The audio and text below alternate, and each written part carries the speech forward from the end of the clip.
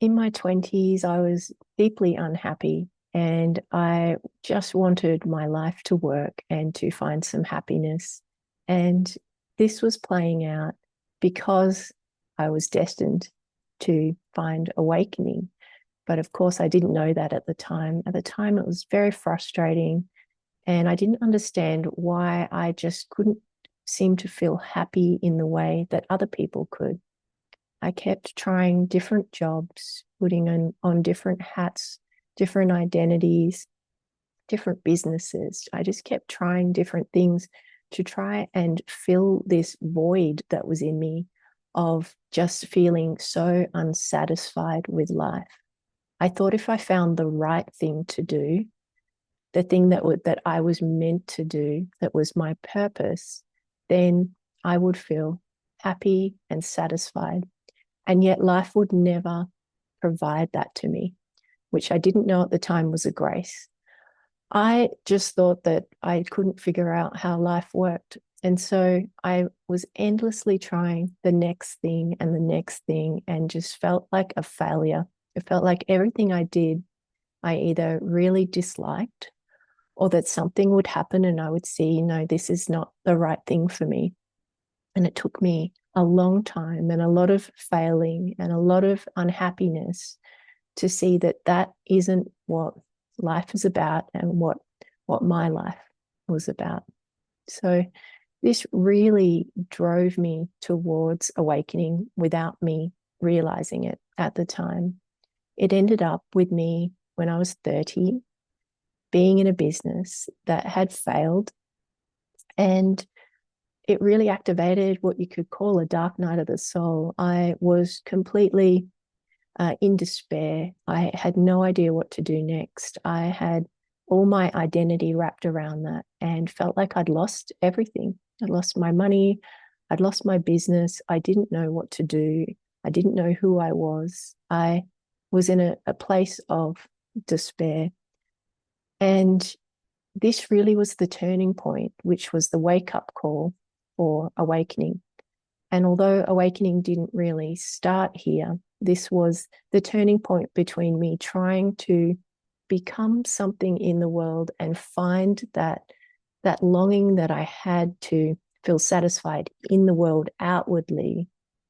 And it was forcing me to fail at that approach in life so that I would turn inward. But it took me quite a long time to understand that that's what was being asked of me. And that was quite painful, that process, because all I wanted was just to be successful in life and have a happy, normal life. That's all I wanted. And yet I couldn't ever get that. I couldn't achieve that. Life would not let me. And so after the dark night started, something had shifted there. Something wasn't the same as it was before.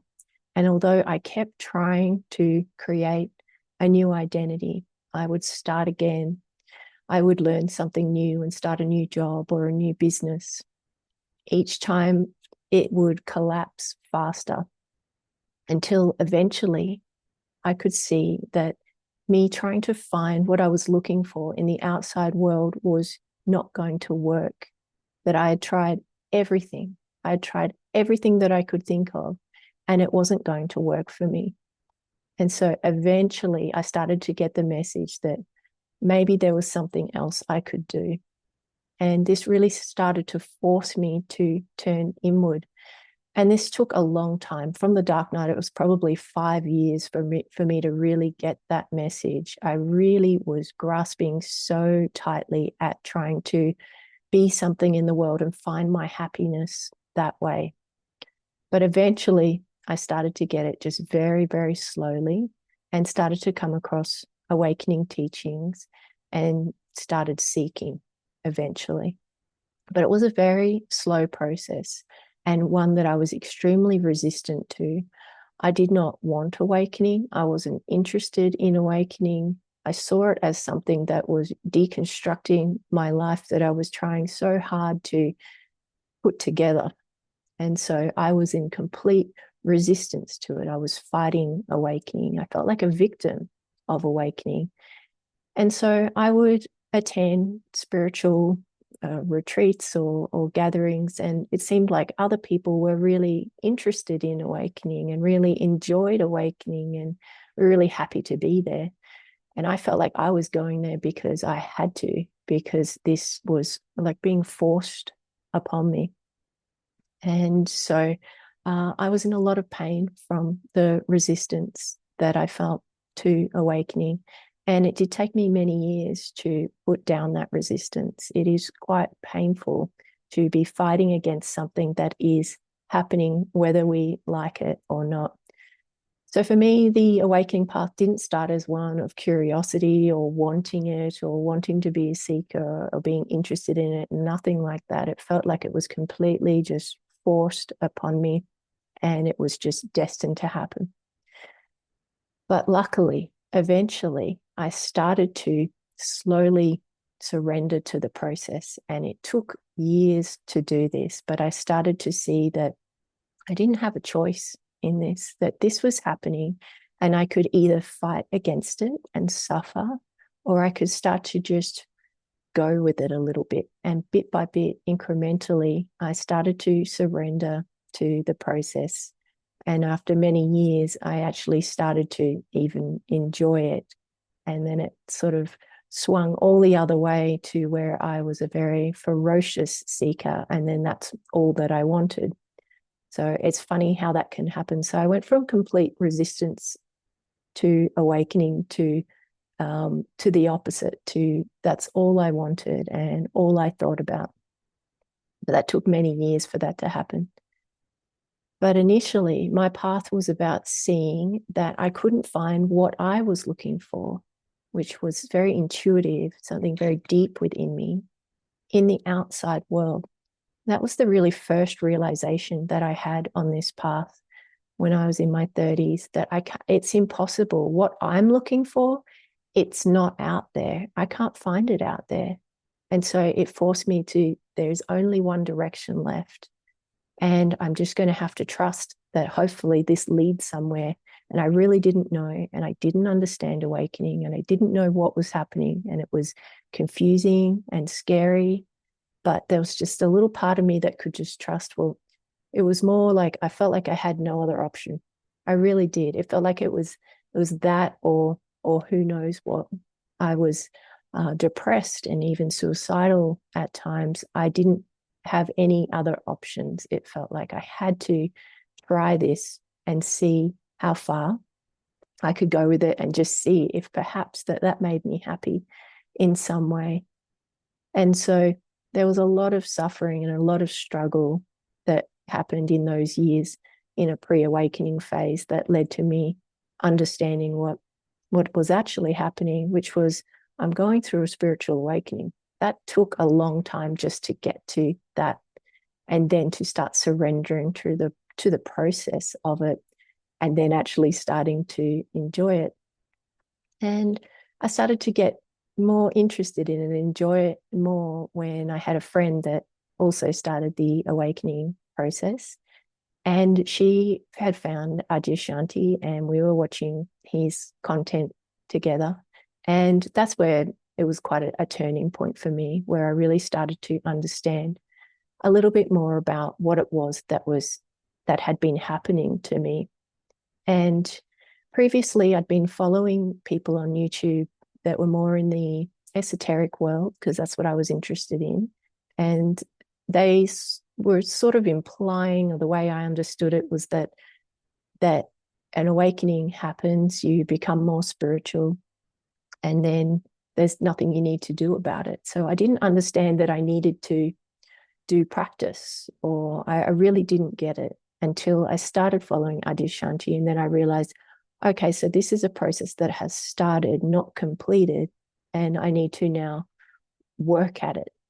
And so I'd been having all kinds of spiritual experiences. I'd always had big mystical experiences. Even in my 20s, I'd had awakening experiences and glimpses without even knowing what they were. So many things happened to me like that I didn't even think it was anything important. It was just another strange thing that had happened.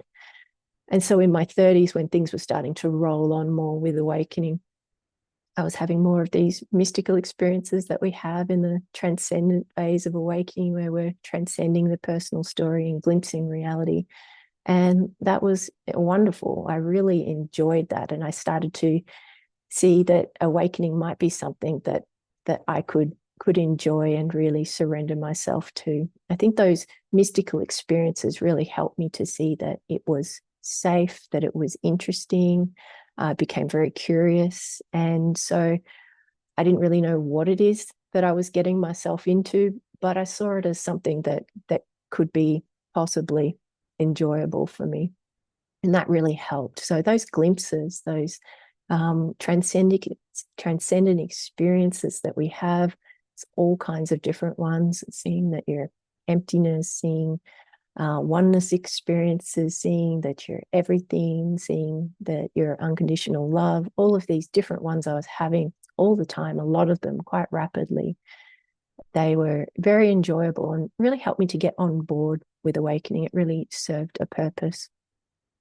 But I didn't really make much progress with awakening other than having those experiences and learning about it.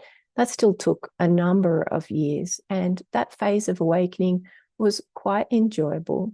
And I often call that the transcendent phase of awakening.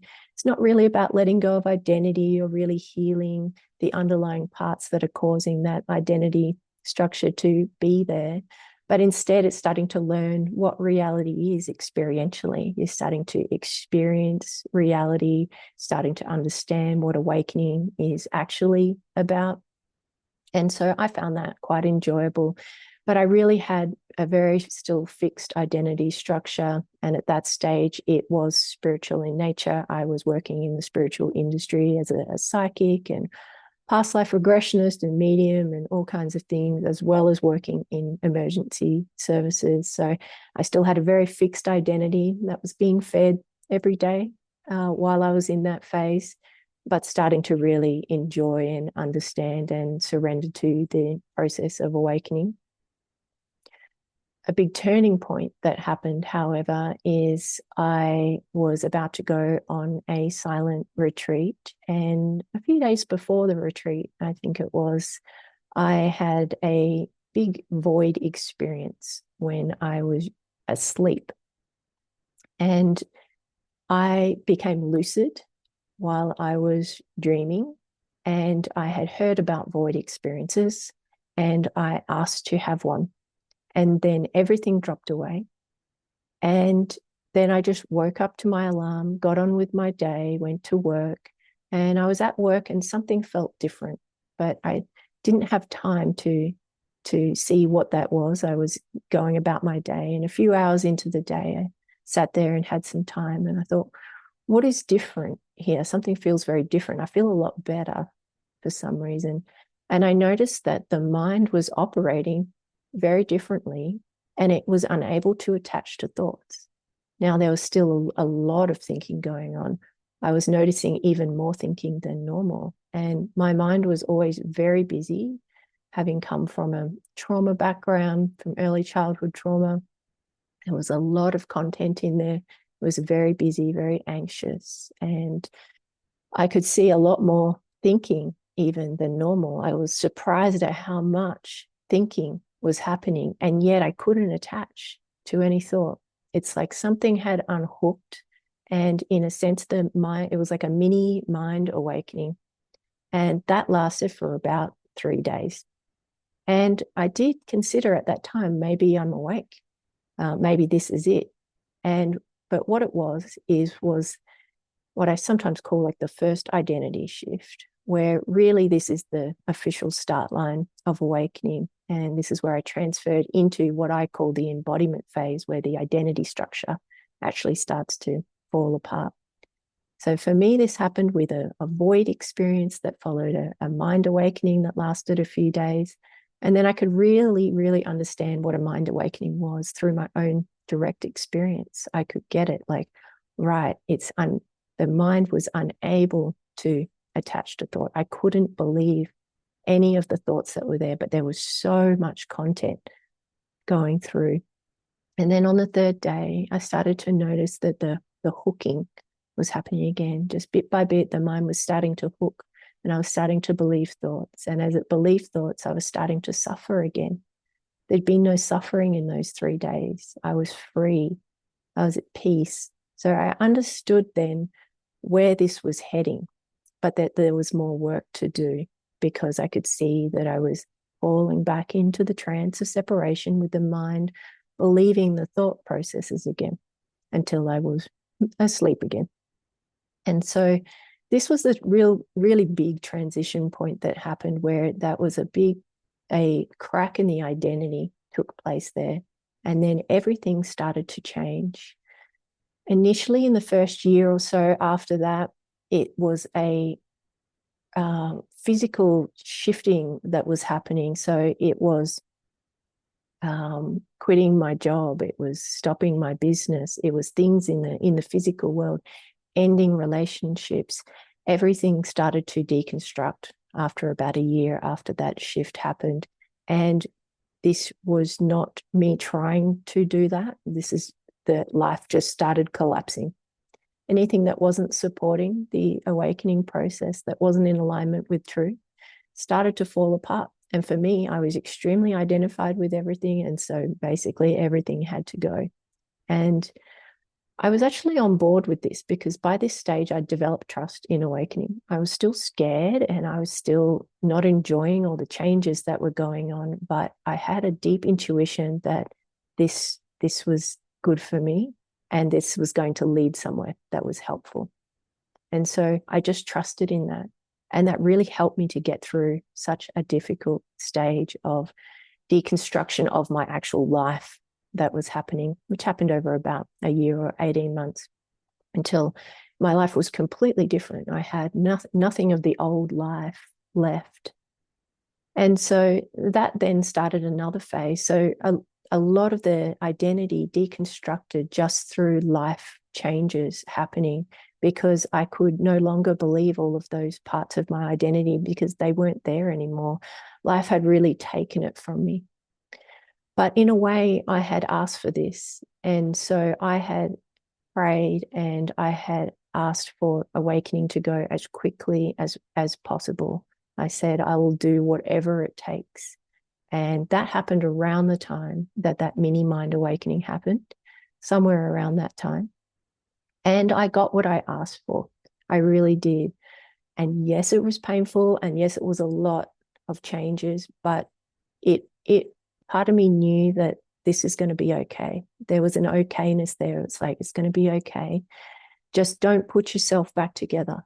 That's what I just kept hearing. Just don't create another identity. This is your chance. Just fall apart and let it stay fallen apart. Deconstruct and don't grasp at anything.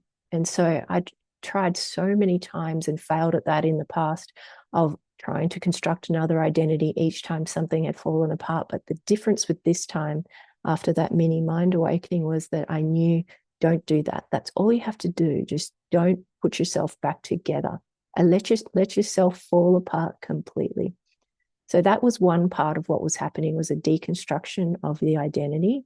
And then the other part was a very strong healing focus on healing my early childhood trauma and all of those patterns. And so that's really all I was focusing on for about the next 3 years. And I was just doing that pretty much every day. So it was just purely about awakening. It was nothing about being in the world. I was not working. It was just about awakening, meditating, awakening practice, and healing. And it just had this energy to it, where it was just the next thing would come up and the next thing. And I actually found this phase of awakening extremely enjoyable. So although my whole life had fallen apart and I had no idea what was happening, I was a complete mess. I really was. I was an emotional mess. My life was a mess, which would have been very triggering for me in the past. But something in me knew that this is great news. This is great news. Don't put yourself back together. Just heal. And that's all I did. I trusted my intuition and I just followed the next thing that I needed to do and the next thing I needed to do. And so, of course, many, many things happened in this phase of awakening, many lessons and tests, and I was really being squeezed. And the everything was just falling apart. But it was truly, if I look back on it now, it was really such a wonderful phase. It really was, even though it was difficult and the healing was very painful and difficult. It was such a beautiful phase to be unraveling like that and be devoted to awakening, finally, to be committed to awakening. That's really what happened. So after the mind awakening, it still took about 12 months or so for me to be completely 100% committed to awakening, where I surrendered my entire life for awakening. Now, not everyone has to do it in this way. This is just the way that it played out for me, but that's all I wanted. And I would have died for it. I would have done anything. I lost everything for it. And I was pleased to. I was happy to. I really was. And so that's how much trust I had by that stage. But this was talking about, over 10 years from when the dark night happened. That's how long it took to get to this stage of trust. So one of the key components to my awakening was healing my trauma. It wasn't the only component, but it was a very key component. I don't think awakening would have happened without healing that early childhood trauma. The way I did it was mostly through somatic experiencing. There was this intuition that I needed to become embodied, even though I didn't understand what it was I was doing. I just was very intuitively led and had always had strong intuition and was just following that through the path. And so something in me knew that I had to heal the trauma that was in the body, and I had to stop dissociating, which I had been doing all my life unknowingly, and start to come down and really be grounded in the flesh and in the body. And so interestingly, what started all of that healing process off quite early on was that I had a healing session with my mentor who used to do healing sessions. And in that session, she saw that like a plug had been put in here and that I could no longer escape from the body. And that was very scary and I could feel that it was true. And from then on, I was literally unable to dissociate. And I just had to face every single thing that was coming up in the body. And it was a lot, and it was hard, and it was painful in the body. But I was also so grateful for that, because I knew that that's what I wanted. And I knew that that was the way forward with awakening for me, to work on the content that was stored in the body. And now I had the capacity to do it because I couldn't dissociate. So I was so grateful for that healing and for that opportunity to be able to address what was in the body, even though it hurt and even though it sucked.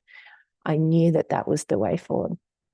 So it was really a combination of therapy and very deep trauma work, but also very mystical things at the same time. There was a mystical side to this, with strange mystical things that were happening and working together. A lot of past life stuff happening for me. All of it worked together in this very strange way. And that's how it unfolded in my process, a cross between very mystical experiences and also very raw physical trauma work, and dealing with the story of the things that had happened in the past and relinquishing them from the body permanently so that I never had to deal with them again. I was lucky in some way that I never really felt had an identity as someone that was traumatized. I had a victim identity, a pretty hardcore victim identity, which happens. I think most people have some kind of victim identity, but particularly if you had a lot of early childhood trauma, that's to be expected. So I certainly was working through that victim identity, but I was not attached to having the trauma in any way. I didn't see myself as wounded or traumatized or have any identity around that. I just saw it as something as I was lighthearted about it. I could make a joke about it. It was just content that I needed to let go of, and I worked my way through it as quickly as I could. And the more I healed, and the more I meditated, and the more I inquired and broke beliefs and I did everything that I could find. That's all I did. the more I did that, the more clarity I got. I could see the light at the end of the tunnel. I could see this is the way home. I could see that it was a possibility. I still didn't know if it was going to happen. I still didn't really know what was happening. I really didn't know and didn't care. I had just surrendered to allow it to just take over. And but I could intuit that I was getting closer and just to keep going and just see what happens. And so I did. I kept working on everything. I kept meditating. I went to Zen. I did the therapy. I just did all the things that had been working for me. I saw what works and I just applied it every day. And there was just a part of me that was just don't give up. Just don't give up. I know sometimes it's hard, but just keep going. And every day I dust myself off and then just start practicing again. And that's what I did. And it took about 3 years or so, I think, until the permanent awakenings happen. And so, of course, so much happened during that period. It was probably the most active period internally that happened. Externally, nothing was really going on at all. Internally, it was a complete deconstruction happening and a complete healing of absolutely everything, and seeing of every belief and every concept, and everything was being let go of. So much was happening on the inside over those 3 years. It was exhausting physically. It was very demanding on the body, but it worked. It really worked. And so eventually it got to a place where I was more calm and most of the healing work had been done. And I was mostly just in a state of silence, of stillness. And that then led to the months that led to the permanent awakenings that happened that I've talked about in another video. And I will link to that if you would like to know that part of the journey.